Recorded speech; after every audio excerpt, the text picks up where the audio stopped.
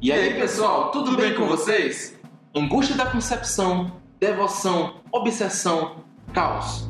Todos esses elementos estão nessa obra-prima em forma de filme, que é Mãe. Filme este escolhido para iniciar o ano de 2018 no canal A Música, o Filme e o Livro.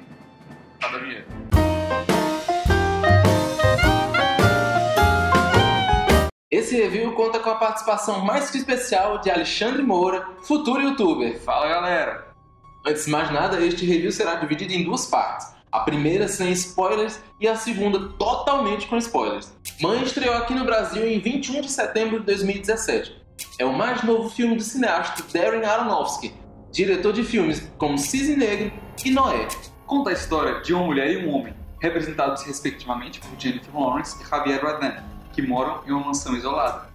Ele é um poeta com bloqueio criativo que busca inspiração para sua próxima obra, e ela, uma esposa devota que se dedica integralmente à reforma e à limpeza de sua casa, recentemente perdida em um incêndio. Porém, a aparente paz do casal é quebrada, quando de repente aparece um homem misterioso na porta no meio da noite. Isso parece sinopse de filme de terror, mas Mãe ultrapassa a concepção desse tipo de gênero. O filme inicia com fogo e uma misteriosa pedra que parece recriar a casa incendiada. Em seguida, temos a Jennifer Lawrence acordando e procurando pelo marido. Notamos nessa sequência o estilo de vida isolado e pacífico dos dois. E a fotografia realça bem isso com tons azulados que emulam uma certa tranquilidade. Coisa essa que não veremos no decorrer do filme, já que com a chegada do homem, a fotografia muda para alaranjada, o que causa um certo desconforto. O filme é tenso e desconfortável como todo bom filme de terror, mas o que traz atenção é principalmente a câmera de Aronofsky, que treme em sua busca obcecada pela visão da mãe ao longo de todo o filme. Isso passa para os espectadores uma sensação claustrofóbica e angustiante, nos prendendo na cadeira até o último minuto, na busca por aquela tranquilidade passada na sequência inicial. A obsessão permeia toda a personagem da mãe, seja sua obsessão / devoção pelo marido, seja a obsessão pela reforma e limpeza da casa e sua relação quase sobrenatural com ela, seja simplesmente a necessidade de que nada saia de seu lugar. Mas isso desanda com a chegada do homem e dos demais personagens que aparecem no decorrer da película. Vale ressaltar que esse roteiro, que também foi escrito por Aronofsky, poderia não resultar em nada caso não houvessem boas atuações no filme. E que atuações! Se a Jennifer Lawrence não brilha, pelo menos ela não atrapalha. Aliás, parece que o personagem foi escrito para a personalidade sensal da atriz, que aqui chega a ser um elogio, já que é acima da média da interpretação dos outros filmes que ela já fez. Eu já discordo disso, porque eu acredito que para esse papel específico, a personalidade de uma esposa submissa e passiva, como ela adquire ao longo dos eventos que vão acontecendo no filme e como é de praxe da carreira dela, foi essencial para a caracterização da personagem. Então, mesmo que por escolha do diretor ou por falta de talento da atriz, a gente tem ali uma interpretação que condiz com a personagem que foi desenhada pelo diretor. Mas os demais estão espetaculares. Ed Harris passa a fragilidade necessária para aquele homem, enquanto a maravilhosa Michelle Pfeiffer brilha com todo o seu veneno.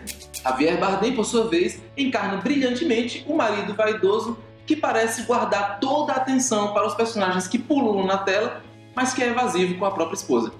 Outro elemento importantíssimo para criar a atenção necessária ao filme foi a total ausência de trilha sonora. Apesar de parecer paradoxal, já que nos filmes de terror a trilha acaba criando medo, neste filme a falta de música acaba adicionando ao suspense, pois, juntamente com a mãe, nós sentimos o mesmo sentimento de solidão e isolamento. Pois bem, vamos agora começar a análise com spoilers. Se você não viu o filme, pare neste momento e depois de assisti-lo retorne para ver o restante deste review. Não seja curioso, você vai estragar a experiência do filme. Dito isto, o filme é cheio de metáforas e interpretações a gosto do freguês, mas a oficial é esta. Eu tinha que falar. Dito isto, o filme é cheio de metáforas e interpretações ao gosto do freguês, mas a oficial é esta. O Javier Bardem é Deus. O filme inteiro é uma grande alegoria à narrativa divina, da criação ao apocalipse. Somos o tempo todo bombardeados com alegorias e paralelos que são jogados na nossa cara sem que a gente perceba, como as recorrentes menções a termos como apocalipse, paraíso, Deus. O filme conta a história do Gênesis, de um ponto de vista nunca antes abordado, o da própria criação, representado pela Jennifer Lawrence, a mãe. Ela assume vários papéis, e juntamente com a casa, simboliza a Mãe Natureza, a inspiração de Deus e a Mãe de Cristo. A sua conexão com a casa é inegável, visto que ela nunca deixa e a temperatura e a iluminação condizem sempre com o seu humor. Isso explica sua obsessão pela limpeza e reforma da casa. Nesse quesito, a simbologia é que ela é quem abriga todos os seres vivos dentro de si. Daí a metáfora de uma residência. A relação com Deus é possessiva, cara. A sua relação com Deus é possessiva. Ela quer ficar com ele o tempo todo e não quer que nada nem ninguém se interponha entre os dois. Mas Deus sente a necessidade de criar. Então vemos o primeiro homem, Adão, aparecer à porta. Temos uma cena peculiar em que aparece um corte na costela de Adão. E no dia seguinte aparece aqui a primeira mulher, representando Eva e Lilith, que começa a tumultuar a criação. Eles recebem um aviso de que não podem entrar no escritório do poeta, simbolismo do paraíso, mas desobedientes como são, vão até lá e quebram o cristal, que é símbolo do fruto proibido. Descobertos, são expulsos de lá e a porta é selada. Após o pecado original, surgem nessa ordem Abel e Caim. E, em uma briga muito bem filmada, ocorre o primeiro homicídio, e a morte adentra a criação. Deus marca a testa de Caim e o sangue de seu irmão mancha o assoalho para não mais sair. A partir desse momento, o surrealismo toma de conta do filme em uma crescente. Em decorrência do velório de Abel, somos apresentados à intromissão do homem na criação e sua iniquidade, o que deslancha em uma sequência sufocante que culmina no dilúvio, que expulsa a vida da casa. Daí temos um pulo para a gravidez da mãe, que agora é Maria.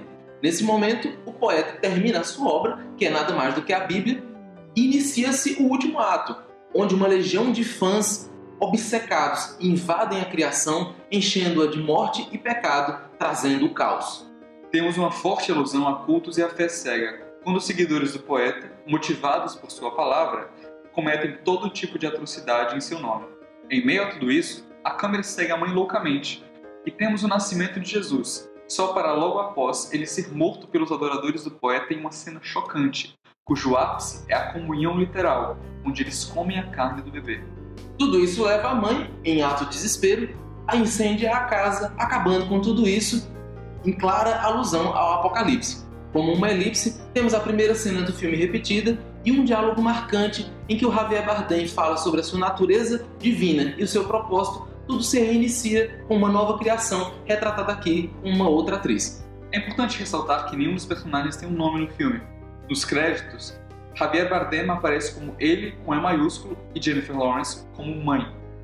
Pfeiffer e Harris aparecem como mulher e homem, que não coincidentemente é a denominação bíblica para os personagens antes do pecado inicial. Ficou sem fôlego? Meus amigos, este filme causa isso mesmo. Inclusive tem dividido opiniões da crítica e do público. Ele vai ter a sua redenção ou a sua queda nas premiações que se iniciam em janeiro e que vão culminar no Oscar. Vamos conferir. E aí, pessoal? Em primeiro lugar, quero aqui agradecer a participação especial do Alexandre Moura, que abrilhantou aqui o nosso review. E quero pedir para vocês, primeiro, comentarem o vídeo, deixarem seu elogio, sua crítica, sua sugestão. Ela é muito importante para o crescimento do canal. Também dá o seu like, se inscreve se você não for inscrito e segue as redes sociais do MFL, no Twitter e no Facebook. Um forte abraço para você, um feliz ano novo e tchau! Tchau!